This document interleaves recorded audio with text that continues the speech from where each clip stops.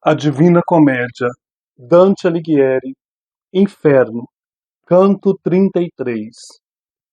Erguendo sua boca do banquete selvagem, aquele pecador esfregou e limpou o sangue no cabelo da cabeça que ele destruía. E então começou: Você me fará reviver mais uma vez uma dor desesperada, que me torce até o âmago, só em pensar, antes mesmo de falar. Mas se minhas palavras forem a semente para multiplicar a vergonha do traidor que assim atormento, então verás como misturo fala e lamento. Eu não sei quem você é ou de que maneira desceu até este inferno, mas quando te ouço pelo seu jeito de falar, sei que é um florentino. Você então deve saber que eu fui o conde Ugolino, e este aqui é o arcebispo Ruggieri. Agora ouça bem, e vou dizer por que estamos juntos. Pelo efeito de seus desígnios doentios, eu fui pego, confiando em suas palavras. Contar como fui preso e morto seria perda de tempo. Mas aquilo que você ainda não ouviu é como foi cruel a morte que conheci. Ouça e julgue, e diga-me se não foi uma grande ofensa. Por uma janela estreita na Torre das Águias, que agora por minha causa se chama Torre da Fome, lugar onde muitos ainda definharão, eu podia ver através de uma fenda que se passavam muitas luas, e então tive um pesadelo, e a cortina sobre o meu futuro foi aberta. Nesse sonho eu vi um senhor e um mestre perseguindo um lobo e seus filhotes, na montanha que protege Luca dos olhos de Pisa. E ele tinha como batedores na dianteira, com seus cães famintos, bem treinados e velozes, os Gualandi, os Sismondi e os Lanfranchi. Não foi muito longa a perseguição. Pais e filhos começaram a se cansar, e então, pelas afiadas presas, seus flancos foram rasgados. Quando eu acordei antes do amanhecer, eu ouvi meus filhos todos chorando, durante o sono, pois eles estavam comigo e pediam pão. Ah, você deve ser muito cruel se não sentir pena, pelo simples pensamento que eu tinha em meu coração. E se não chorar por isso, o que te faria chorar? Agora eles acordavam e chegava o momento em que costumava chegar a nossa refeição. Eu tinha medo de que meu sonho se tornasse realidade. Então eu ouvi quando trancaram o portão da horrível torre e nesse momento eu olhei nos rostos de meus filhos, silenciosos e espantados. Eu não chorei, pois eu estava atormentado, mas eles choravam, e o querido Anselmúcio me perguntou: O que te aflige, papai? Por que nos olha assim? E mesmo assim eu não chorei e não respondi. Fiquei o dia inteiro e a noite toda sem dar resposta alguma, até que outro sol brilhou sobre o mundo. Assim que um fraco raio de luz entrou em nossa penosa prisão, eu vislumbrei aqueles 4 rostos, tão parecidos com o meu. Mordi minhas 2 mãos em desespero, e eles, imaginando que eu estava com fome, levantaram-se diante de mim e disseram: Ó papai, para nós seria menos doloroso se nos devorasse. Foi o Senhor que nos vestiu nesta carne miserável. Então somente o Senhor pode nos despir. Eu me acalmei para não aumentar a dor dos meus filhos. E no dia seguinte não dissemos nenhuma palavra. Ah, terra maldita, por que não se abriu naquele momento? Quando chegamos ao final do 4º dia, Gado caiu aos meus pés, de bruços, e perguntou: Por que, meu pai? Por que o Senhor não me ajuda? E ali ele morreu. Simples assim como estou aqui agora. E vi os outros 3 caindo um por um, no 5º dia e no 6º. Então, já fraco e cego, eu tateei na escuridão e procurei por eles. E ainda chorei sobre seus corpos 2 dias. Por fim, a fome, mais forte do que a dor, prevaleceu. Tendo dito isso, com os olhos oblíquos, cravou novamente no crânio infeliz os seus dentes, fortes como os de um cachorro, raspando-o até os ossos. Ah, Pisa, vitupério e vergonha do povo, que habita o doce país onde soa o si, como os vizinhos são lentos para punir-te. Que as ilhas de Górgona e Capraia se movam, até onde o Arno se mistura com o mar, até que todos sejam afogados dentro de suas paredes. Pois embora o Golino fosse culpado de ter traído com vilania os teus castelos, os filhos dele não mereciam ter ido à cruz. Quantos inocentes condenaste, quantas crianças, ó nova Tebas, além de Brigata e o jovem Uguiccione e os outros pequenos que aqui foram cantados. E seguimos adiante, onde há outra multidão de sombras, que o gelo com grossas nervuras mantém acorrentadas. Suas cabeças não estão abaixadas, mas deitadas para trás. O seu próprio suplício não os deixa chorar, pois a tristeza, encontrando barreiras em seus olhos, flui de novo para dentro em aflição profunda. As primeiras lágrimas logo se cristalizam e preenchem como uma viseira de cristal o oco sobre o qual as sobrancelhas se erguem. Meu rosto já estava calejado de frio, totalmente entorpecido por causa da geada, a ponto de eu não conseguir sentir mais nada. Mas assim parecia. Eu senti uma brisa soprando e perguntei: ó mestre, de onde vem isso? Tão fundo como onde estamos? Ainda há algum vapor? E ele respondeu: você não demorará muito para ver a verdade sobre isso com os seus próprios olhos, e descobrirá o que faz o vento soprar. Então, na crosta fria, alguém naquela triste tripulação clamou em alta voz: ó almas cruéis, que chegam à ala mais profunda do inferno, tirem estes duros véus do meu rosto, para que eu possa desabafar essa dor que me sufoca, antes que o meu pranto congele novamente. E eu a ele: se você quer que eu te ajude, primeiro diga-me quem você é, e se eu não ajudar, que para o fundo do gelo eu seja atirado.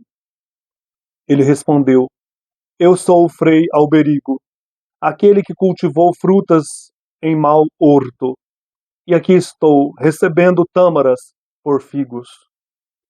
Ué, disse-lhe eu, então já está morto? E ele respondeu: meu corpo ainda está lá em cima, no mundo.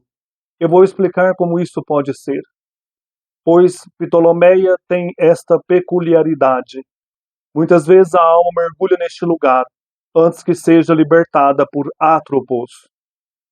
E como de boa vontade de meu rosto você removerá as vítreas lágrimas, vou dizer: qualquer alma humana que comete traição, assim como eu fiz, perde o corpo que uma vez foi seu. Ele é possuído por um demônio que o governa, até que todo o tempo de sua vida seja cumprido. A alma arruinada é precipitada neste tanque. O corpo deste aqui a meu lado pode estar lá em cima, ainda que sua sombra já esteja cativa nesta geleira. Mas você mesmo pode me dizer, já que acaba de chegar, pois este é ser Branca Dória, e já faz alguns anos que sua alma jaz aqui, muito bem acorrentada. Ora, ora, eu respondi, acho que você quer me enganar, pois Branca Dória nunca esteve morto. Ele ainda come, bebe, dorme, muito bem se veste. Pois bem, lá em cima, em Malebranche, respondeu ele, lá onde ferve o cruel lago de Piche, ainda não tinha descido a sombra de Michel Zanche, quando este aí deixou o diabo tomar sua alma e apoderar-se de seu corpo, e um de seus parentes, traiçoeiro como ele, experimenta igual condenação. Mas agora estenda sua mão, cumpra sua promessa e venha libertar meus olhos. Eu não fiz isso. Minha maior cortesia foi não lhe dar nada. Ah, genoveses, homens que não sabem o que é decência, gentalha infectada com todos os tipos de pecado, por que não desaparecem logo do mundo? Pois ao lado da alma mais negra da Romanha, eu encontrei um de vocês que tanto mal fez, que sua alma já é oprimida nas geleiras do cócito, embora seu corpo ainda esteja no mundo em vida.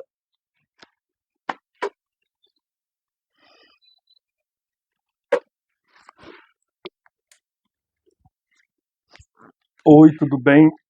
Hoje, então, nós estamos no penúltimo canto do inferno da Divina Comédia de Dante Alighieri. Nós vimos que o Dante reserva 4 cantos para o 9º círculo, fraudulentos contra quem confia, os traidores. Aqui nós temos o esquema, né? Primeira circunferência caína, traidores dos parentes. Segunda circunferência antenora, traidores da pátria. Terceira circunferência Ptolomeia ou Ptolomeia, traidores dos hóspedes. E Judeca, traidores dos benfeitores. Eles estão hoje percorrendo aqui os dois poetas, um pedaço da antenora, onde está o Conde Ugolino, traição contra a pátria, e vão começar a andar por Ptolomeia, traição contra os amigos, onde está Frei Alberigo. Então é a última peregrinação deles aí, dos dois poetas, antes de chegarem no centro da Terra, né? Onde eles vão então atravessar depois para o purgatório. Esse canto 33 é este canto, junto com o canto da história do Paolo Malatesta e da Francesca da Rimini, junto com o canto do Farinata, com o canto do Ulisses, são os mais emblemáticos e famosos da Divina Comédia do Inferno. Então esse canto hoje, onde o Conde Ugolino, que no canto anterior estava mordendo o cérebro, a cabeça do arcebispo Ruggieri, conta a sua história. Então nós temos a história do Conde Ugolino, ele vai começar a contar, e vamos ter também a história aí do Frei Alberigo, que não estava morto, estava lá na terra, lá em cima, né? Mas a alma dele já estava padecendo ali embaixo. Dante introduz falando então desse Ugolino que mordia a cabeça do Ruggieri. Erguendo sua boca do banquete selvagem, aquele pecador, o Ugolino, esfregou e limpou o sangue no cabelo da cabeça que ele destruía. Então, ele estava comendo ali, né? Porque ele morreu de fome na torre com seus filhos e netos. Nós temos uma primeira cena, né? Então começou. Ele começa a contar a história para o Dante. Você me verá reviver, você me fará reviver mais uma vez uma dor desesperada, que me torce até o âmago só em pensar, antes mesmo de falar. Mas se minhas palavras forem a semente para multiplicar a vergonha do traidor, no caso é o arcebispo Ruggieri, que assim atormento, então verás como misturo fala e lamento. Então o Ugolino está condenado a morder eternamente a cabeça de quem o condenou a morrer de fome junto com filhos e netos. A cabeça do arcebispo Ruggieri. Então ele diz para o Dante, eu não sei quem você é, ou de que maneira desceu até este inferno, mas quando te ouço pelo seu jeito de falar, sei que você é um florentino. Ele começa a contar, você então deve saber que eu fui o Conde Ugolino, e este aqui é o arcebispo Ruggieri. Agora ouça bem, vou dizer porque estamos juntos. São várias notas, gente, eu vou ler com calma. Primeiro sobre o Conde Ugolino, quem era ele, né? Para entendermos e situarmos a importância desse canto. Ugolino della Gherardesca era conde de Donorático, nobre, rico e fértil em recursos políticos. Nascido em 1220, foi uma figura proeminente na cidade de Pisa, no período mais crítico de sua história. Ao dar uma de suas filhas em casamento ao chefe dos Visconti de Pisa, ele ficou sob a suspeita de ser simpatizante dos guelfos. Sempre essa briga, né, entre guelfos e gibelinos. Então, quando ele dá sua filha, uma delas, ao chefe dos Visconti de Pisa, ficou sob a suspeita de ser simpatizante dos guelfos. Enquanto a cidade de Pisa, ela era fortemente gibelina. Quando foi levado ao exílio junto com os Visconti, ele aproveitou a ocasião para entrar em relações estreitas com os guelfos de Florença. E em 1278 ele pôde retornar a Pisa. Então ele foi tido como um traidor da pátria, né? Porque ele, que era para ser gibelino, se uniu aos guelfos de Florença. Ele comandou uma das frotas de Pisa na desastrosa Batalha de Meloria, em 1284, quando Gênova obteve a supremacia sobre o mar Mediterrâneo e levou então milhares de cidadãos pisanos em cativeiro. Isolada de seus aliados gibelinos e quase afundada no desespero, a cidade de Gênova o elegeu em 1285 para um governo com poderes quase ditatoriais. E por meio de subornos e negociações astutas com os genoveses, ele conseguiu salvar Pisa da destruição. Mas a população logo percebeu que o Ugolino parecia não estar interessado em negociar o resgate dos prisioneiros em Gênova. Então, gente, ele era cidadão, ele era chefe aí de Pisa, né? E ele manteve relações com os genoveses. A fim de fortalecer sua posição, ele firmou um pacto com seu neto Guelfo, Nino dei Visconti, que vai aparecer no Purgatório, no canto 8, verso 53.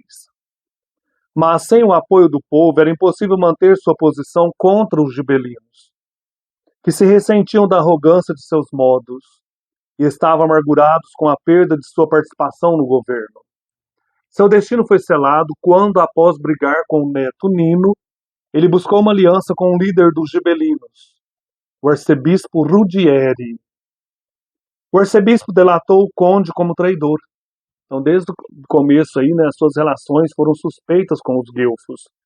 E quando ele faz aliança com o arcebispo Rudieri, o arcebispo delata como traidor. E então ocorreu uma batalha campal na qual o Ugolino foi derrotado. Ele se refugiou com seus filhos e netos no Palácio do Povo, onde resistiram por 20 dias, cercados pelas famílias gibelinas e pela multidão enfurecida.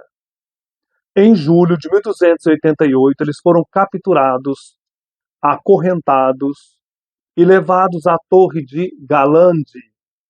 A prisão durou 8 meses, e em março de 1289, o arcebispo Rudieri decretou que eles morressem de fome. Nem mesmo um confessor foi permitido ao Ugolino e seus filhos.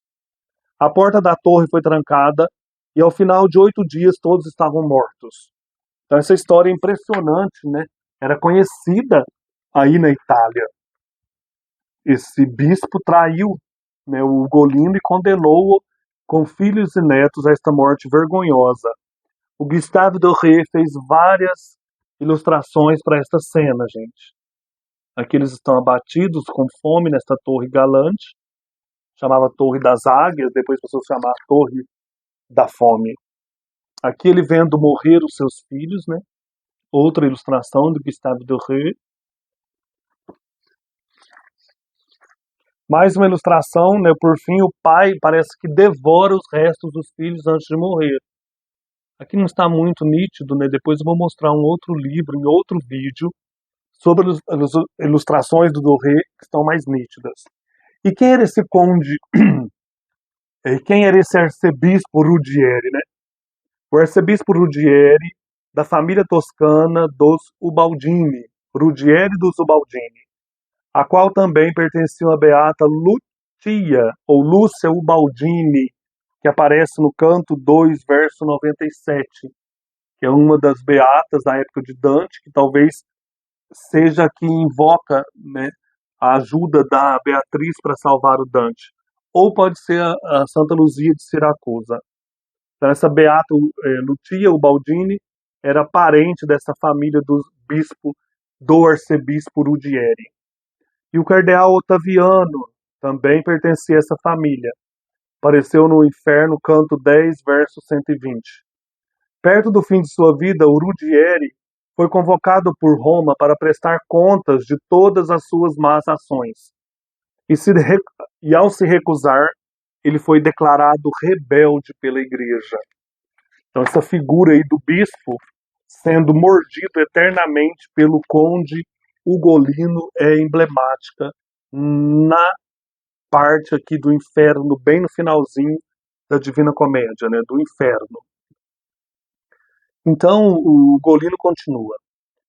Pelo efeito de seus desígnios, deste bispo, né, seus desígnios doentios, eu fui pego, confiando em suas palavras. Ele acreditou no bispo Ruggieri, fez uma aliança com ele. Contar como fui preso e morto seria perda de tempo. Então isso aqui eu contei mais ou menos aqui, né, na nota de rodapé. Toda a região da Toscana, inclusive o Dante, já estava familiarizado, e os leitores também, com a história do triste destino de Ugolino. Então precisava do Dante repetir. Nós que precisamos ler as notas para entender, porque estamos longe do texto, né? Mas aquilo que você ainda não ouviu é como foi cruel a morte que conheci. Ouça e julgue e diga-me se não foi uma grande ofensa. Então ele vai dizer, olha, por uma janela estreita na Torre das Águias, a Torre Galande, que agora por minha causa se chama Torre da Fome, lugar onde muitos ainda definharão, né? Por causa da história de Ugolino, a Torre de Gualandi passou a ser conhecida como Torre da Fome. Seu local agora abriga outra construção. As águias se aninhavam nela na época da troca das penas, que as águias, gente,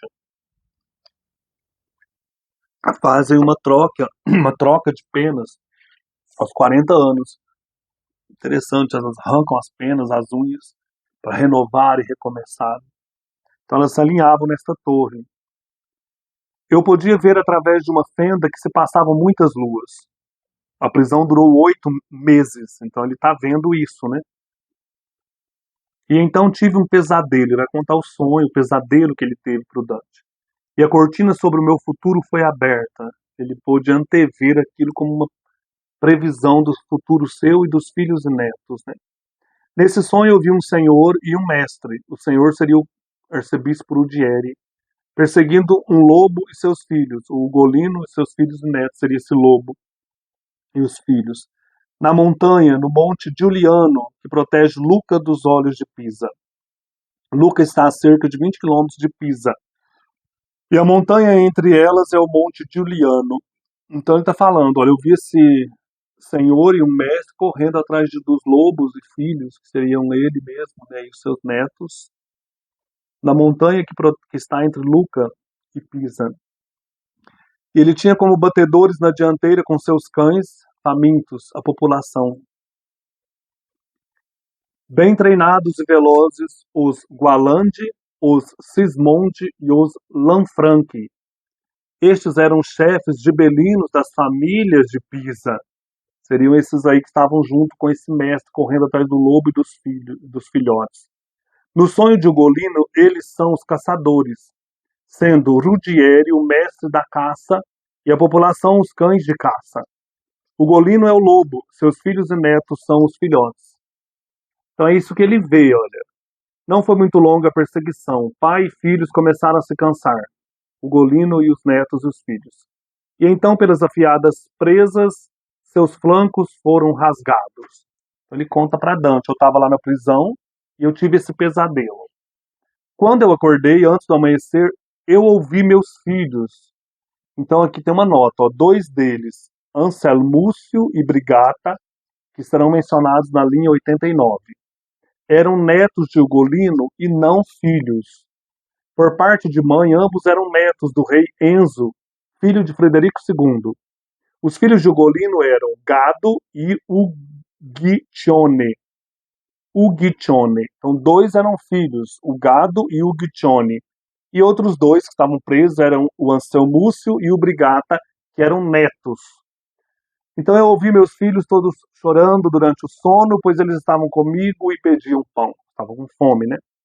Ah, você deve ser muito cruel se não sentir pena, pelo simples pensamento que eu tinha em meu coração. E se não chorar por isso, o que te faria chorar?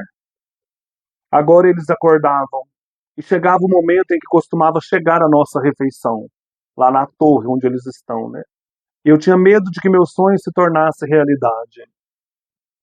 Então eu ouvi quando trancaram o portão da horrível torre, e nesse momento eu olhei nos rostos de meus filhos, silenciosos e espantados.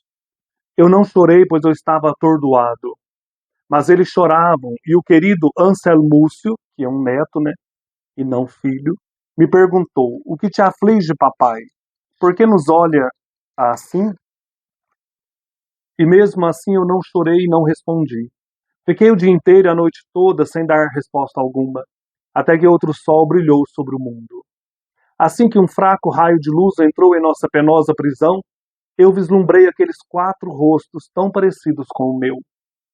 Mordi minhas 2 mãos em desespero, e eles, imaginando que eu estava com fome, levantaram-se diante de mim e disseram: achei isso muito forte. Ó papai, para nós seria menos doloroso se nos devorassem. Foi o Senhor que nos vestiu nesta carne miserável. Então somente o Senhor pode nos despir. Nunca esqueci a primeira vez que eu li isso aqui, gente. Eu fiquei assim, horrorizado. Eu me acalmei para não aumentar a dor de meus filhos. E no dia seguinte não dissemos nenhuma palavra. Ah, terra maldita! Por que não se abriu naquele momento? Quer dizer, por que não nos engoliu, né? Quando chegamos ao final do 4º dia, Gado caiu aos meus pés. Gado era filho dele. De bruços e perguntou: por que, meu pai? Por que o Senhor não me ajuda? E ali ele morreu. Simplesmente assim como estou aqui agora. Eu vi os outros 3 caindo um por um.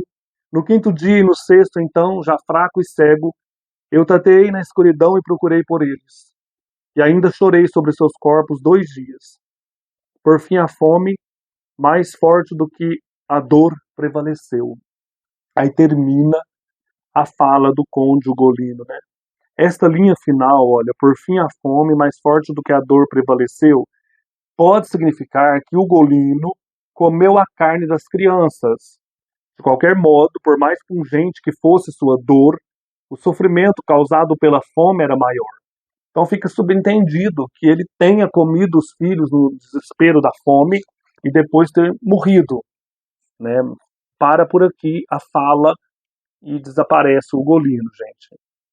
Dante retoma a narrativa do poema. Ele diz: tendo dito isso, com os olhos oblíquos, cravou novamente no crânio infeliz os seus dentes, fortes como os de um cachorro, raspando-o até os ossos. Aí volta aquela cena do desespero, né? Do Ugolino cravando os dentes na cabeça do arcebispo Ruggieri.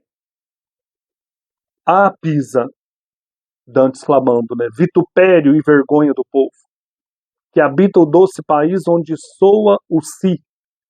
Então aqui, ó, país onde soa o si. A região da Toscana, sendo si o italiano para sim. Inferno, canto 18, verso 61. Os bolonheses são descritos como as pessoas que dizem sipa. Os toscanos aqui dizem si para sim, né? E os bolonheses sipa. Como os vizinhos são lentos para punir-te. Que as ilhas de Górgona e Capraia se movam, até onde o Arno se mistura com o Bar, o rio Arno, né? Até que todos sejam afogados dentro de suas paredes. Górgona e Capraia, aqui no caso são ilhas não muito longe da foz do Arno. Então ele diz que as ilhas de Górgona e Capraia se movam até onde o Arno se mistura com o Bar. Ou seja, que tem uma enchente ali, né, que todos morram dentro das paredes do rio. Mais ou menos isso, que ele joga uma praga, né, nos pisanos. Pois embora Ugolino fosse culpado de ter traído com vilania os teus castelos, os filhos dele não mereciam ter ido à cruz, ter morrido dessa maneira, né? Quantos inocentes condenaste, quantas crianças, ó nova Tebas, a Tebas lá da Grécia, né? Além de Brigata e o jovem Ugitione, que são filhos aí do Ugolino, né? No caso, o Gutione é filho e o Brigata é neto, olha. Além de Brigata, o neto, e o jovem Ugitione, e os outros pequenos que aqui foram cantados. E depois o Gado também era filho, Anselmúcio neto, né? Dante está falando, esses jovens não mereceram morrer dessa maneira, né? Vem uma segunda cena, olha, e seguimos adiante, onde há outra multidão de sombras, que o gelo com grossas nervuras mantém acorrentadas. Suas cabeças não estão abaixadas, mas deitadas para trás. Então eles estão andando aí pelo Cócito, né? Eles vão atravessando aí esses círculos, né? Eles estão agora em Ptolomeia, a terceira divisão do nono círculo. Então nós vimos a Caína, Antenora, Ptolomeia ou Ptolomeia. Então eles estão andando aí pela Ptolomeia, que é designada aos traidores, aos seus amigos, aliados ou convidados, hóspedes. Apenas as faces das sombras estão livres do gelo. Esta divisão recebe o nome do hebreu Ptolomeu, filho de Abubo, adepto das medidas antijudaicas do rei Seleucida, Antíoco IV Epifânio. Isso está lá no primeiro livro dos Macabeus, capítulo 16. Ptolomeu assassinou em 166 a.C. o sumo sacerdote Simão Macabeu, que era seu sogro, além de seus cunhados Matatias e Judas durante um banquete. Primeiro livro dos Macabeus, Antigo Testamento, Bíblia Sagrada, capítulo 16, vai dizer o seguinte para a gente, vai contar esta história. Por isso que é Ptolomeia, né? Olha. O filho de Abubo, o Ptolomeu, que planejava uma traição, os recebeu na fortaleza chamada Doque, que ele próprio tinha construído. Ofereceu-lhes um grande banquete, colocando aí alguns homens de emboscada. Quando Simão e seus filhos já estavam embriagados, Ptolomeu e seus companheiros se levantaram, puxaram de suas armas, atacaram Simão na sala do banquete e o mataram, juntamente com seus 2 filhos e alguns da sua comitiva. Assim Ptolomeu praticou um grande crime, pagando o bem com o mal.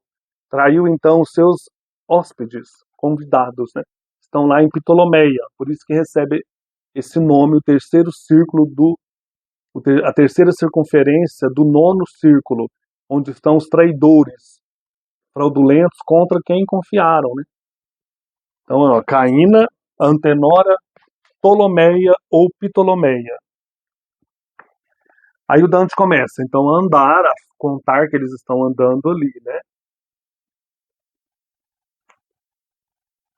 Aqui, olha, e seguimos adiante, onde há outra multidão de sombras que o gelo, com grossas nervuras, mantém acorrentadas. Suas cabeças não estão abaixadas, mas deitadas para trás.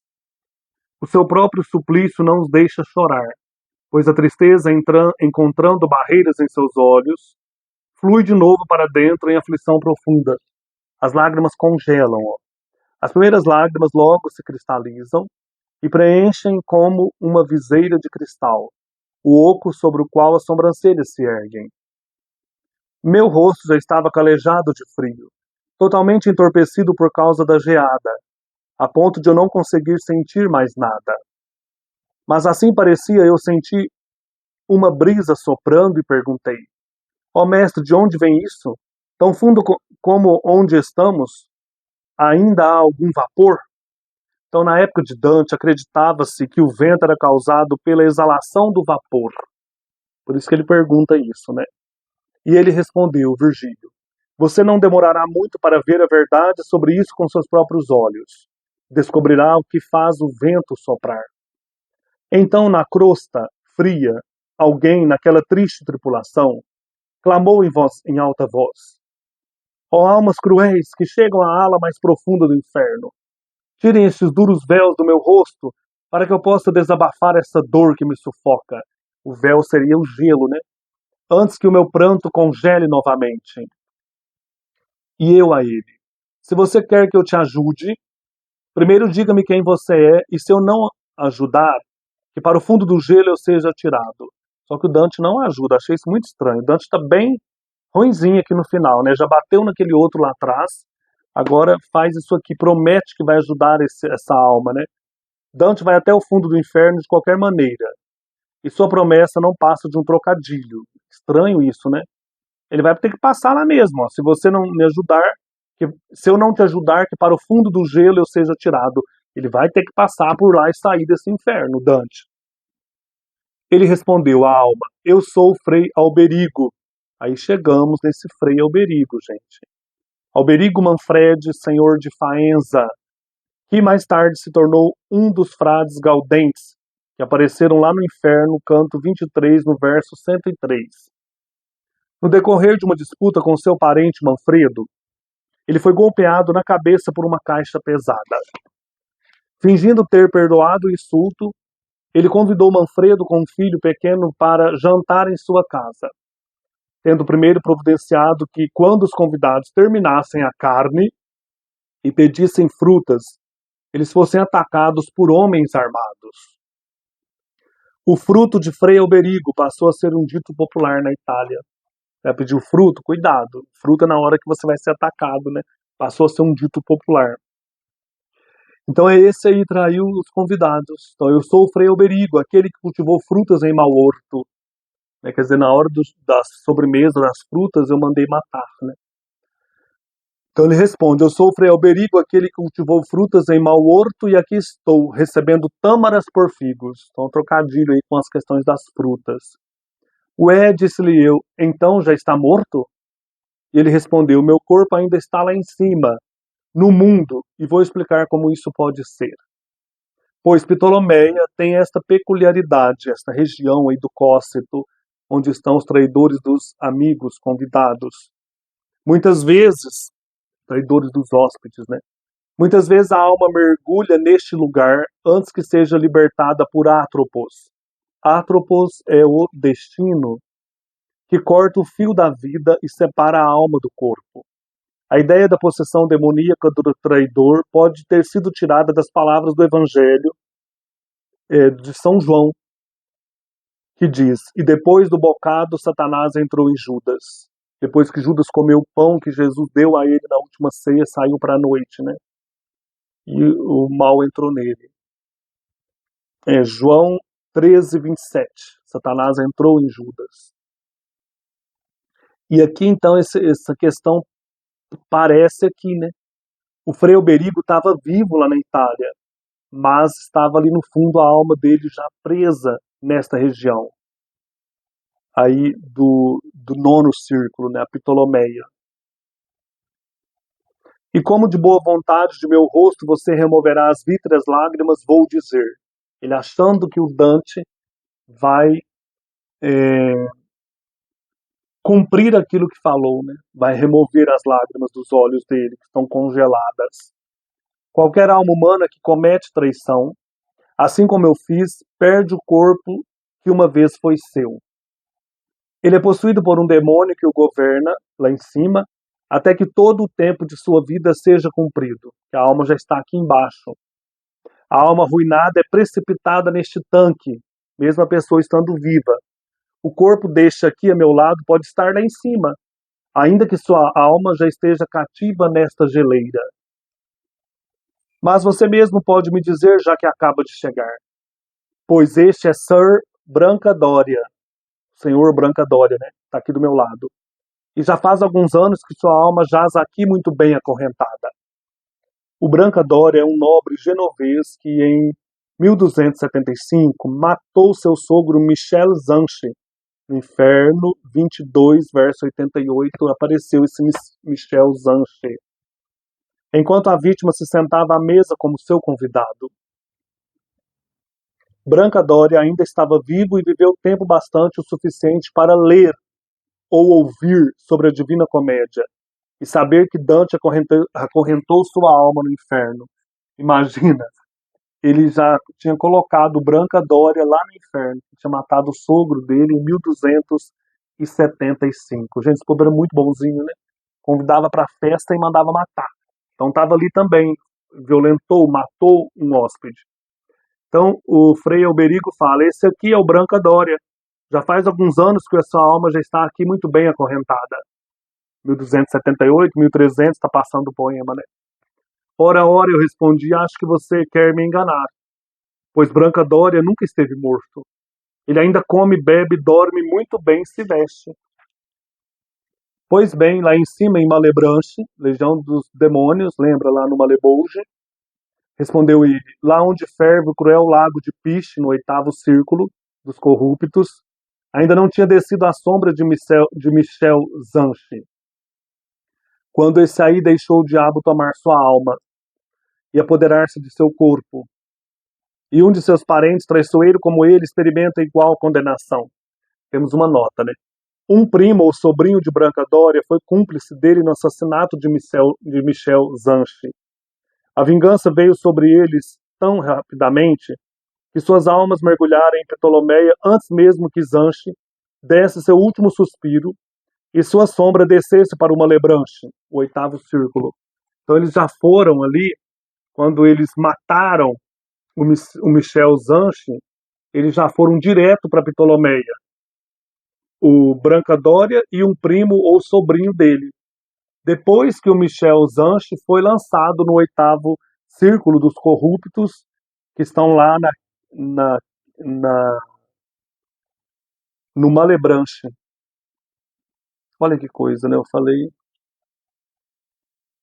No Malebranche, no 8º círculo, Malebranche. Que interessante, né? Então, eles foram primeiro. A maldade deles foram maior do que a corrupção aí do Michel Zanche, que estava lá no Malebranche.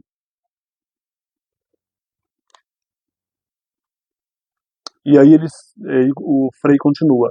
Mas agora estenda sua mão, cumpra sua promessa. E venha libertar meus olhos, venha tirar, né, o gelo dos meus olhos. Eu não fiz isso. Então Dante não tira as lágrimas congeladas dos olhos do Frei Alberigo, como tinha prometido, né? Foi só um sortilégio para ouvir a história.